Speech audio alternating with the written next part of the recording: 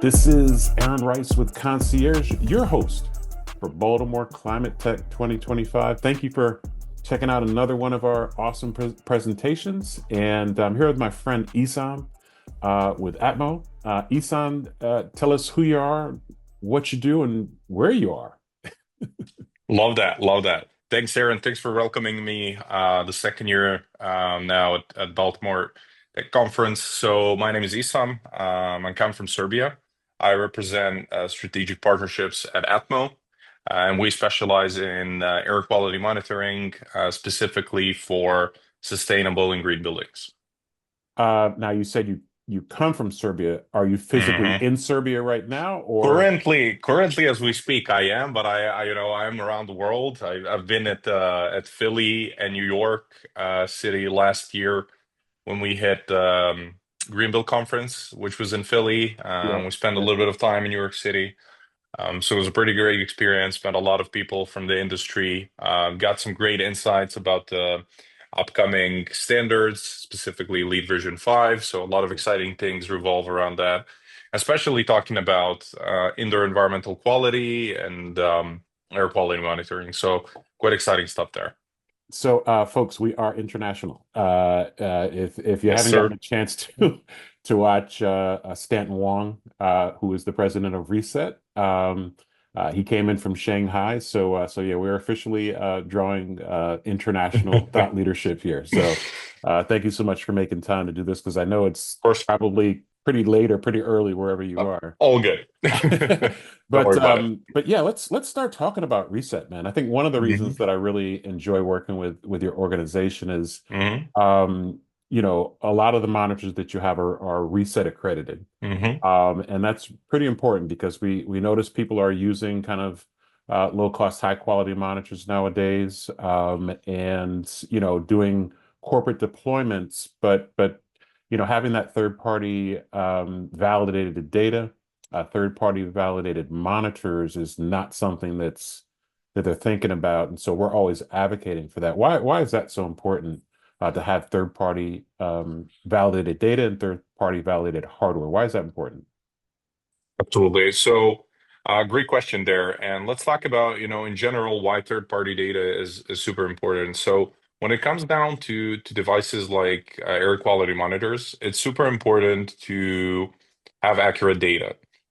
And the reason that is so important is because the whole point of installing air quality monitors is to have hands-on, real-time updated data in order to be able to mitigate some of the risks of indoor air quality. Mhm. We've looked at some of the studies and case studies that we've been done both on scientific and corporate sides, and we've seen some quite interesting data. For example, there was a company that installed air quality monitors that was monitoring mainly VOCs and CO2, Mhm. and they've seen reduced employee turnover by 27%, Mhm. as well as reduce an employee absenteeism up to Mhm. 4 days per employee. Mhm. And the reason they were able to do that is having this hands-on data and real-time data did the two things. So first, it made people feel more comfortable in the space they're spending time with. Um, you know, by the data of WHO, we spend up to 90% of our time indoors. So it's World Health super important. Organization. Yep. Mhm. Yes, Yep. yes. So it's super important to understand the factors that we're exposed to. Mhm. And monitoring air is one of the components. So it Mhm. makes people feel more comfortable in general to see the real-time data, something like you have on the background there on how the air quality is in the room. The second thing it allows facility managers and building owners to do is to do mitigation techniques in real time when there are certain spikes Mhm. of pollution. So talking about that, for example, if we see a certain spike of CO2 at certain times in the day, it's important to turn on the ventilation at a higher percentage in order to Mhm. mitigate that. But Mhm. it also helps a lot in terms of energy savings. So, Mhm. for example, if the building is unoccupied, there's probably no reasons to run the HVAC system. And believe it Mhm. or not, most buildings are still doing it. Mhm. And by monitoring air quality, integrating this data into your building management system, you can very easily mitigate this and get better energy savings. Now, talking about reset specifically, so reset's been a huge and important part of air quality community and monitoring air quality, especially when it comes down to buildings. Hmm. Um, and the reason it is because it allows landowners, building owners, office owners, anybody who's responsible for spaces to have a clear understanding and confirmation of the data provided by air quality monitors is actually true. And not that just it's true, but it follows certain guidelines that are then Hmm. applicable to get the Hmm. maximum or best optimal output. Hmm. And the reset played such a crucial role there because even if we look at lead version 5, which is now incentivizing continuous air quality monitoring, they are following the guidelines set by Reset.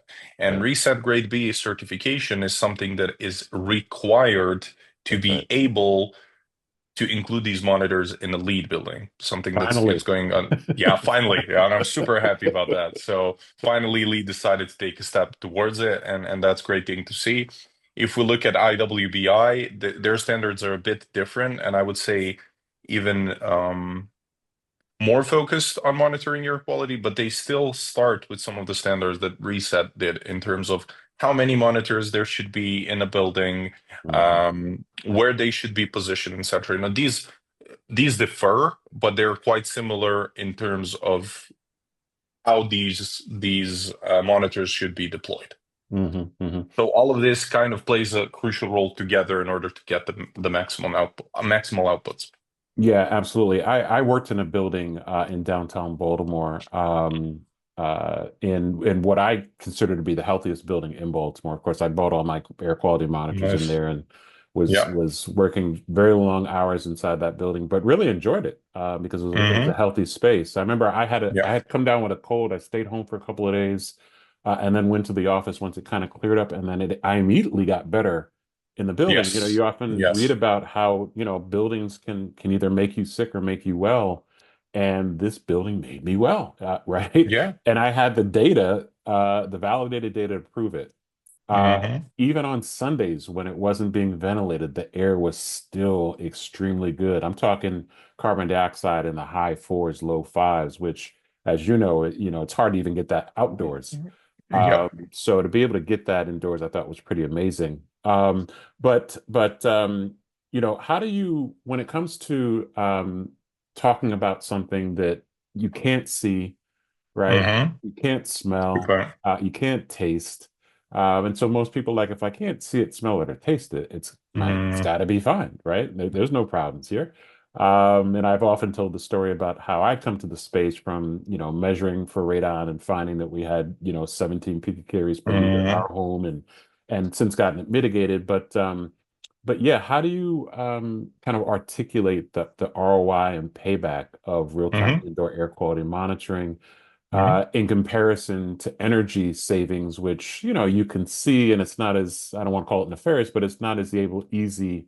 Uh, in other words, the majority of the industry is focused on the 1%, which is energy savings, and not the hmm 90%, which is human productivity, performance, and Of course. healthcare costs. How do you tell that story to your prospective client? Yeah, that's a great question. So I always tend to talk about personal stories to just get the foot in the door. As you know, when I joined Ethmo, I was also not really aware about indoor air quality and monitoring air quality in general, Hmm. and I didn't really pay attention to it. And realistically, I think it's the same situation for a lot of people who are not don't know a lot about it, which is totally normal. Right. Now, we all tend to think about what kind of food we eat, what kind of water we drink, try to get nutritional organic foods, but the air, which would kill us in 3 minutes if we don't breathe it, it seems like we're not paying too much attention to it, which Mhm. doesn't really make sense. But it seems like it's this kind of agenda that it just happens to be this way. So I did what happened to myself is I realized that for some time I was really having a hard time waking up. Mhm. And whenever I would wake up, I would still have a headache. It doesn't matter when I would go to sleep. I tried to figure out what time it is best for me. But then I decided, you know what? Let's put Atmocube inside. Let's put it in my room just to see what happens. Mhm. So my room where I slept in at that time, it was in a smaller apartment that I'm right now. It was super small. It was just, just by myself. So it was a small room. Hmm. No mechanical ventilation in the apartment, so only natural ventilation, which has its own problems, but that's another time. So yeah, what happened is I put it in, and I would wake up in the morning and I would check the historical data. And now, believe it or not, this is going to sound ridiculous, but it's true, and it probably happens to a lot of people without their knowledge. My CO2 went as high as 3,500 ppm, Whoa. which is like already like toxic levels. You're going to start to Yes. hallucinate. Yes. And when I think about it, I'm not even surprised that it happened because imagine breathing in a closed space without any ventilation for 8 hours. Hmm. Hmm. That CO2 can't escape. It cannot be integrated in the wall, so it cannot escape. So what happened is that obviously, your body will not have enough oxygen to consume during the night. So when you are supposed to wake up, you're going to have a hard time waking up, or you're going to have headaches.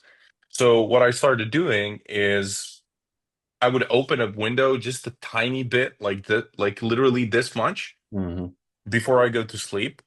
And literally 2 nights in, my my dream and my sleeping completely changed. Like I Hmm. haven't done anything else. Like there's Hmm. no additional things I've done. Hmm. There obviously, I try always to not look at screens and read Right, and right, right. things that gurus recommend on the internet. But Circadian lighting, right? yeah, yeah. But opening the window this much completely changed the way I slept. And thankfully it was in the air in the times where the Might outdoor might have air even was. might have even saved your life. Yeah, it might have even saved my life. Absolutely. So it was good because at that time the outdoor air was also not that polluted. Mm, But obviously, if we talk about buildings and houses that are newer and that have a mechanical ventilation system, which is much better option, hmm. you will not even have to bring in the outside air, which is not treated. It will be Hmm. treated through the duct system. Right. And this will allow you, whether you're spending time in your house or your home office, or in the building and in the office, which will Hmm. have a significantly bigger impact Hmm. because there's a lot more people. There's a much higher occupancy that plays a role.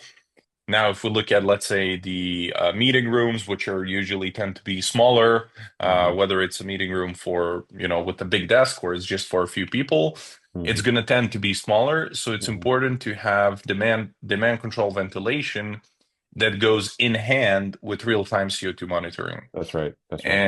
and air quality monitoring in general. Hmm. And to come back to your question about real time is let's talk about situation where we would monitor air quality every 15 minutes. Hmm. The average meeting, it's probably 20 to 30 minutes. If you would have measurements on 15 minutes or 20 minutes, but let's say 15 minutes, that would mean that you would go in and the air quality would be showing that it's great up until the point when you leave, and Right. that's when it would detect that it's high, but there's already nobody in that meeting room. Hmm. Um, so this is why you want to have real-time updates, preferably in 1 minute intervals, Right. because it's going to tell you right away the air quality is going down or the Hmm. CO2 or VOCs are spiking, Hmm. so you can make some actions based on that. At Hmm. start, they don't even have to be automated. You can Hmm. start with, just manually turning on the ventilation. Hmm.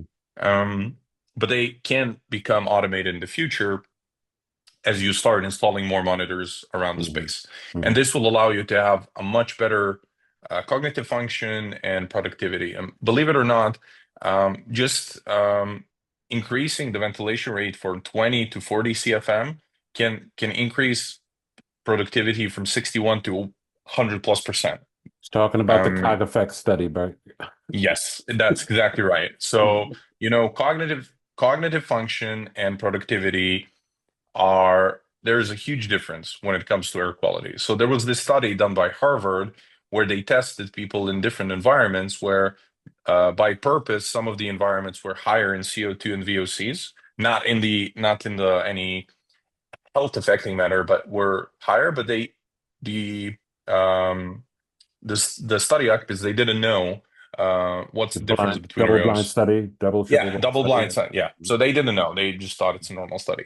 Mhm. And looking at the results, they've seen, as I said, 61% increase in buildings that are so-called green building standard, which is following some standards by Reset, Lead, and Well. Mhm. And some of them they're green plus, which refers to like LEED Platinum or Well Platinum. These Mhm. buildings and people who spend time in those type of standards had higher cognitive ability and productivity by 101%, and the ones that were in green standard, which is relative to silver, so LEED silver, Well silver, Mhm. approximately. Mhm. Um, they seen an increase of 61% in cognitive ability and productivity. So if you apply this same logic on an office that has 300 people, out of which 10% of them are, let's say, C-suite executives whose time is super valuable and they make very important decisions, you can see how this can drastically impact the way the business is being done and how people feel in the building. Right, right. I'll tell you an interesting story. I have a connection to the cog effect study in the sense that Hmm. I live in Baltimore now, but I grew up in Hmm. Syracuse, New York, Hmm. about 5 blocks away from the Syracuse University Center of Hmm. Excellence, where the Hmm. study was conducted Hmm. in conjunction with Upstate Medical Center. I actually got a chance to tour the building. It's a LEED Platinum building. I mean, it's got all the bells and Let's go. whistles. I did take my air quality monitors with me. And in the room, I was there for a green buildings conference that they had in Hmm. Syracuse. So they had an air purifier in the room, and the air purifier was struggling because Mm, the numbers yep. weren't as you would expect in a building Yep. like that. But to be perfectly honest with you, I've been into, as you have been into thousands of buildings, and like I said, I measure air quality in every building, every home, every space that I enter. Mm, Um, and sometimes the higher the environmental certification that it has, the air quality is not always that great because hmm. it was focused on maybe at the flush out period before there was occupancy, Yes, but that's a good point. they elected not to continue the monitoring, the real-time indoor air quality monitoring, because they're Hmm. so focused on energy reduction, Yeah, and because, which is important, but of it's course. 1% of what a company is spending Hmm. money on every year, Hmm. whereas there's 90% is on the health and performance of their and the health and wellness and employee salaries and Hmm. benefits. You know, if every employee walked into an office and had a screen like this that said indoor air quality good, I can guarantee you they have the most productive team. Oh yeah. And the landlord is getting a premium for this Oh space yeah. Oh yeah, because they are absolutely. taking that into account. Um, Absolutely. yeah, so I just I mean, I we wanted to can bring that clearly up. Yeah. see, yeah, and that, you made a good point that I forgot about is that you can clearly see the value of the property going up Yeah. just by being able to showcase how healthy it is to spend time inside that property. So that's a good point for sure. Well, so last year for Baltimore Climate Tech 2025, we focused on, commercial Hmm. buildings. Maryland has the Hmm. most aggressive climate law in the United States called the Maryland Climate Solutions Now Act. Requires all of our commercial buildings, 35,000 square feet or more, to be net zero by 2040. And it's a law that Hmm. most building owners and most corporate tenants don't know exists. Hmm. So last year was just really focusing on that and learning from subject matter experts from across the country, across the globe on how they're Hmm. doing deep energy retrofits and overcoming, tenant owner split incentives. And then we touched on indoor air quality as well. This year we're focused on healthy, smart, high performance homes, the case for expansion, affordability, and innovation because for a few reasons. Number one, we spend 90% of our time indoors. 70% of that time is spent in our homes, close to 14 to 16 hours. Hmm. The majority of that time is spent where? In the bedroom. So that Hmm. goes back to what you were saying in regards to your Yep. challenge. But the Yep. remedy, the solution, the mitigation strategy is opening a window, like no brainer. But what if you're in a space like a hotel room where I rarely get any good sleep, Yep. and the air quality is sometimes the worst because you can't open a window. Yep. Um, what are you seeing more? hospitality Yes, organizations reaching out and wanting to measure air quality? yes, yes. There is a few that we're currently talking with. That are starting to show a lot of interest. Some and big chains of hotels because they're starting to realize of again. So if you look at it historically, before like a few years ago, if you would install air quality monitors, it would just be like a cool A nice to have, right? sustainability nice to have, Right. right? Mhm. Now, whether you're trying to certify the building or get the value of the building to go up or get the productivity of employees, because think about it, it's not just guests who will spend time there, it will also be the employees. That's But right. also, if you look at it on the other side, is there's also a lot of people who go to these hotels. They're not there for leisure. They're there for business travel. So Hmm. again, this plays another role. So we've definitely seen a spike in hospitality. I think it's a big industry that should be exploring, Hmm. that should be exploring the idea to Hmm. monitor air Hmm. quality continuously Hmm. because it will allow them to position themselves in the market as a sustainable company who takes care of the employees and of the tenants and gives you generally a better staying experience. And the only way you could see the difference because you don't see the air, you can't smell it, as you Right. said, Right. is by monitoring this air and acting upon it. That's right. And as spending times in thousands of buildings and being in the rooms that have higher or lower air quality, you could definitely see that there is a huge difference on how 16 hours look like in a well ventilated and clean Hmm. environment versus an environment that is not well ventilated and clean. I mean, it's unfortunate, but it's rare. It's a rarity that I walk into a Hmm. building. And these monitors that I use, I mean, I've got my Atmo tube, right? I don't leave home Hmm. without it. Take it with me everywhere, even in my car. I mean, that I'm that much of a geek that I monitor the air quality in my car.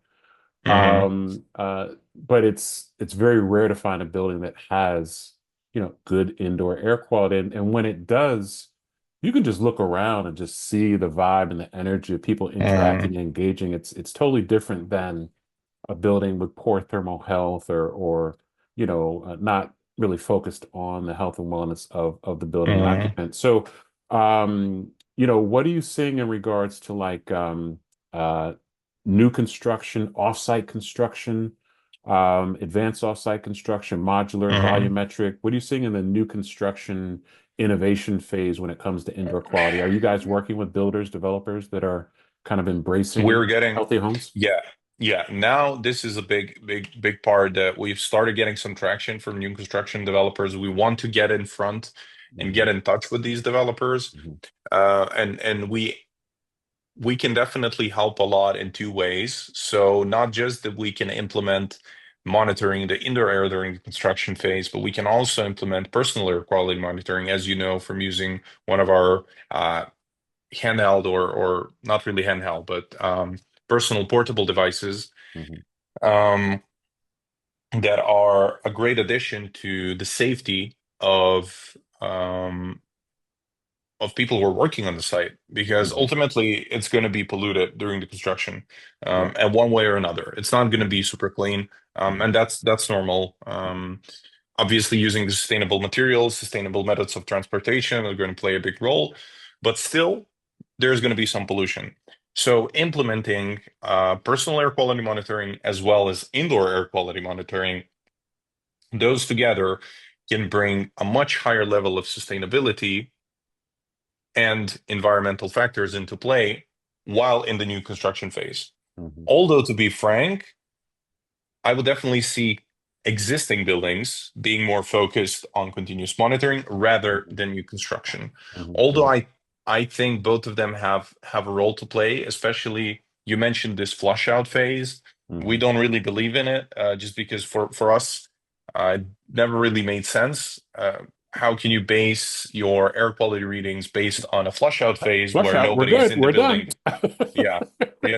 You do a monitoring, you do a flush out, you monitor again, and that's it. I mean, it doesn't Right. make sense because Right. there was no people, and people don't spend um, time in the office for one day and then leave it Right, for the rest of the year, right? right, right. So the same way you would implement materials and systems that are sustainable and optimized for years up future, why would you not do the same when it comes to air we breathe?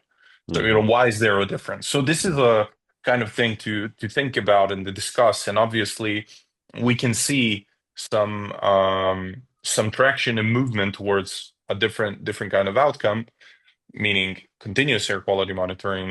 And Hmm. obviously, when USGBC together with LEED Hmm. implement something like this, it definitely means it's the right thing to do. It's a big deal. It's interesting. I was communicating with Rafer Wallace, who's the founder Mm-hmm.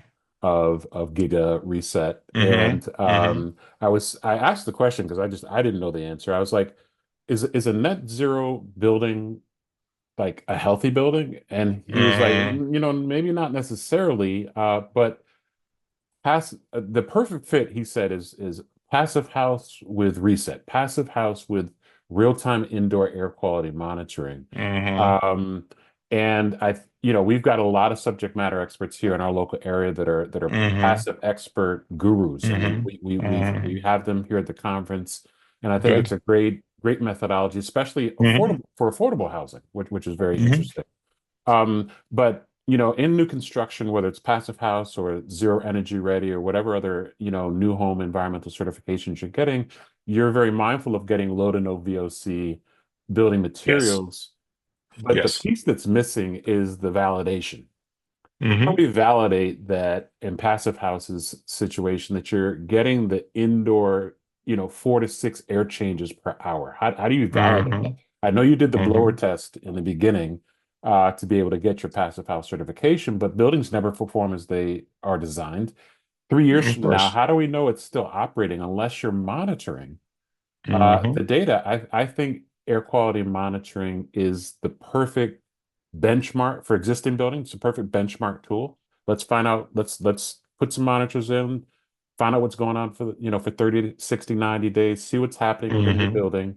And then once you've done a retrofit or a new construction, be able to use it as a validation tool. So I guess my question to Yes. you is, what are you seeing, specifically maybe passive house in your neck of the woods, in conjunction with either reset or real-time indoor air quality monitoring to make sure that if you bought, if you paid a little bit of a premium for no to low VOC material, Mm-hmm. did you get what you pay for? Yeah.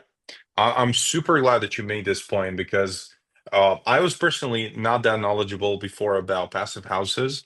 But last year at Philly, at Greenbuild, we've spent some time at Mhm. Fius's workshops Hmm. to get connected to professionals from passive housing and passive housing consultants. And we've gotten a lot of interesting information and connected to a lot of important people from the industry. And what we realized that, interestingly enough, a lot of the professionals in this field were very curious and interested and wanted to implement continuous monitoring. Because Yeah. if we look at the way that the passive house is built, obviously temperature sealing is super important, using energy recovery ventilation, as well as the low VOC materials.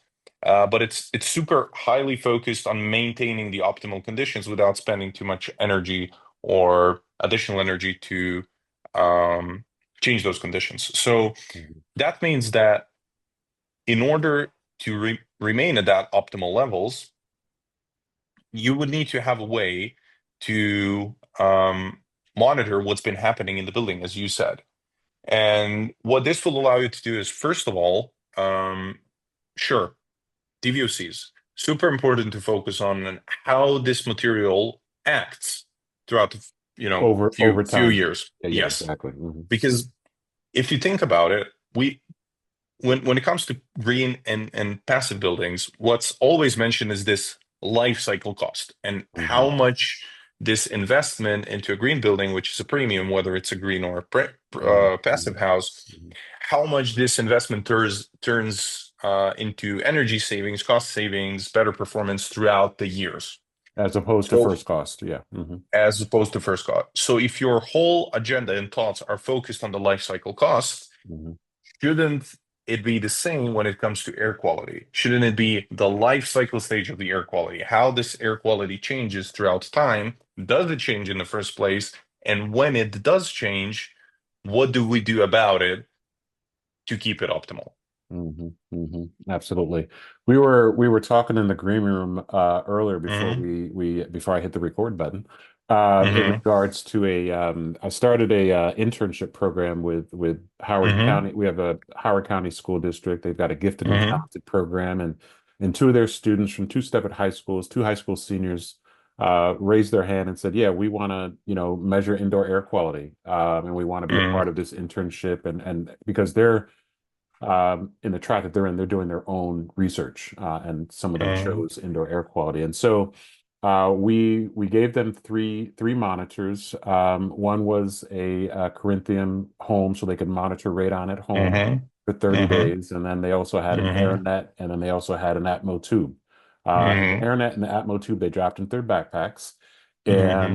and so they're well before they got the monitors, they had to review a lot of peer-reviewed research just to level set on kind of what is radon, what is particle matter, what is volatile organic compounds, what is the ambient number versus the number that I should be concerned about, those types of things. And then we kind of deployed them with monitors. And so they have a dashboard that they need to write down every day. At 8 a.m. when I wake up, this is my VOC, my PM Hmm. numbers, my temp, my humidity, my CO2.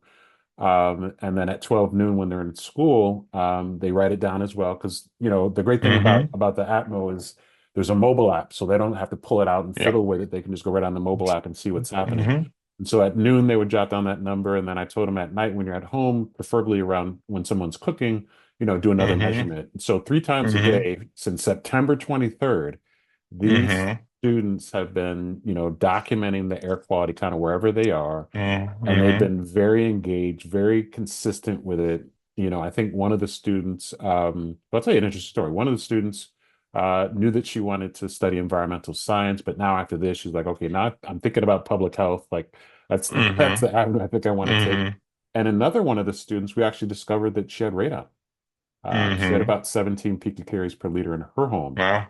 And of course, since got it mitigated, got a second opinion, got it mitigated. But luckily, we kind of did this study, so we're looking to actually Hmm. expand this next year. Love that. In partnership with Atmo, and Hmm. try to get as many of these monitors in the hands of Hmm. students as possible, so that they can be kind of student scientists doing their own research. Hmm. What other examples are you working on kind of in Hmm. your sphere where you have kind of student scientists or students that are working in this? Hmm. Oh yeah, that's a good point. Thanks for asking that. We do, as you know, we do a lot of work with research institutions and with universities across the world. We value really their work and what they're doing, and we're just trying to come in and work together on getting this idea of measuring air quality and its importance closer to everyone. A few that I would point out is we've done a research study with University of Technology in Sydney, where the students specifically were equipped with Atmosphere Pros, and they were doing continuous air quality monitoring throughout the parts of Sydney. Hmm. So they were geomapping the locations, Hmm. and the focus behind the study was to understand how the air quality compares in different areas of the city, Hmm. specifically in the areas where people tend to commute a lot and spend a Hmm. lot of time commuting. Hmm. So naturally, initially you could see um, you could see some data that indicates higher pollution in times where people go and come back from work. Hmm. But very cool thing was that Sydney had very good air quality in that part. I don't know the exact numbers and specifics on the data, but that was a very interesting study that was abducted. And then another study that we were working on with University of Birmingham in the UK is deploying the um, indoor air quality monitors across schools and homes Hmm. to measure different exposures of air quality in indoor spaces. Hmm. And Hmm. then we've also done a similar study with Institute of Illinois Institute of Technology. in Mhm. Chicago and University of Chicago. We worked with them on measuring air quality both indoors and outdoors in classrooms, auditorium, K-12 schools mainly. So Mhm. these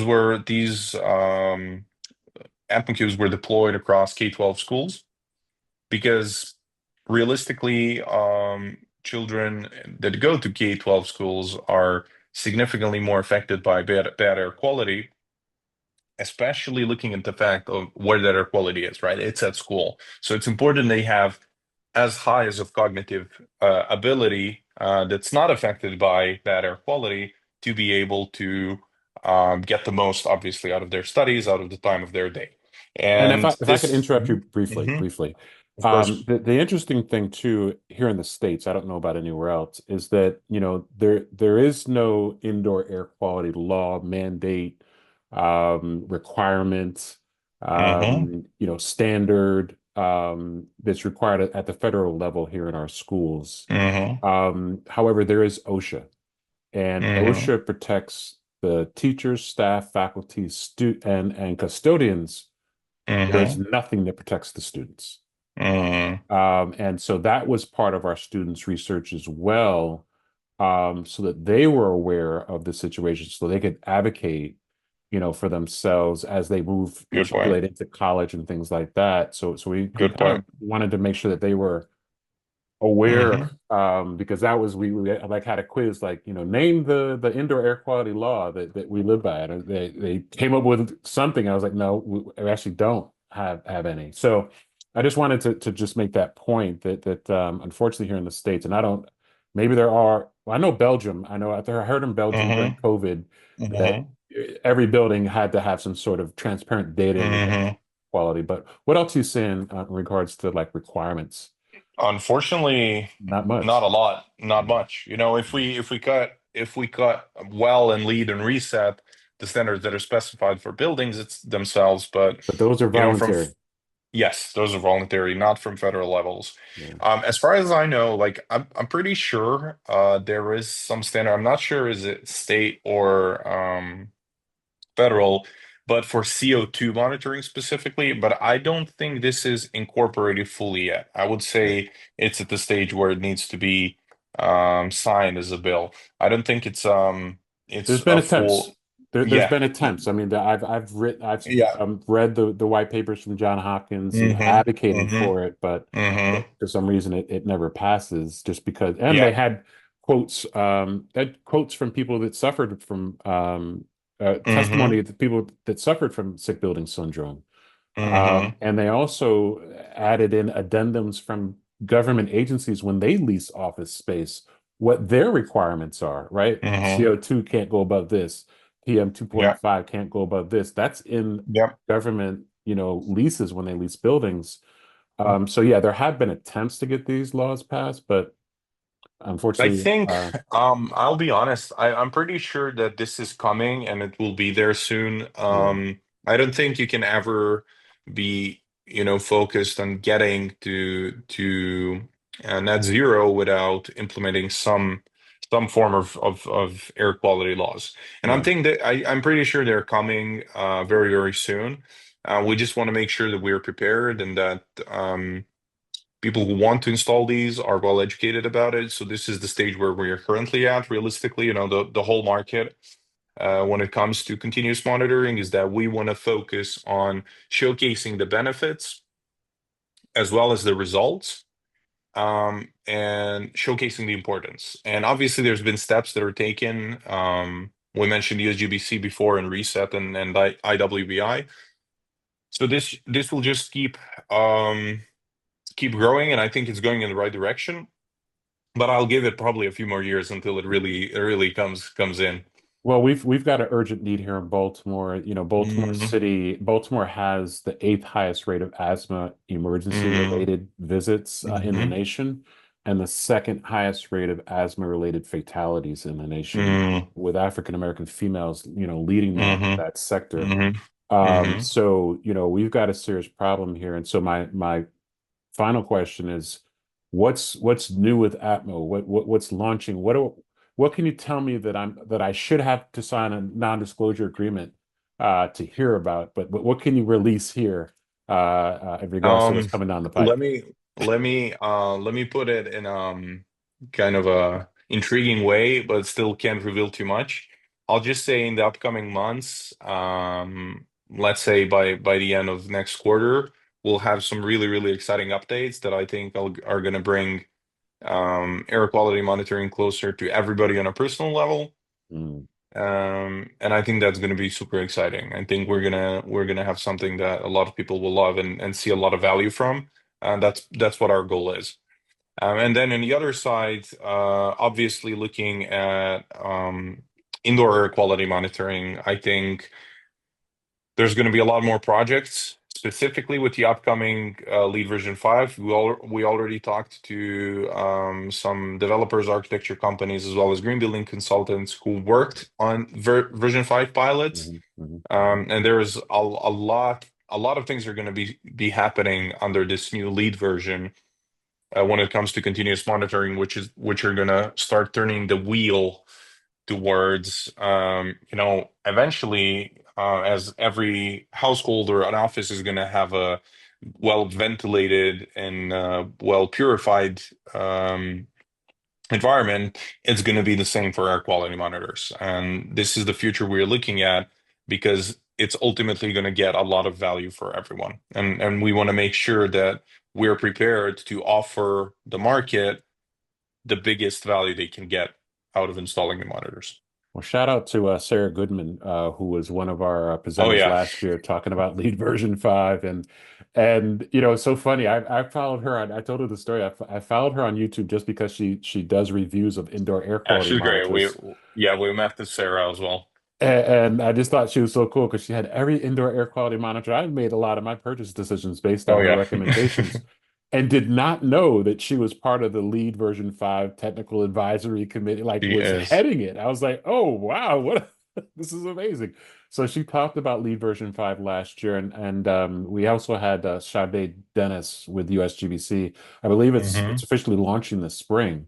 So those buildings that currently have Lead certification, I guess what I'm hearing is that in order to recertify, I guess every 3 years you need to recertify. Now you need to be more using performance-based Yes. metrics than relying on design, which I think is pretty interesting. Hmm.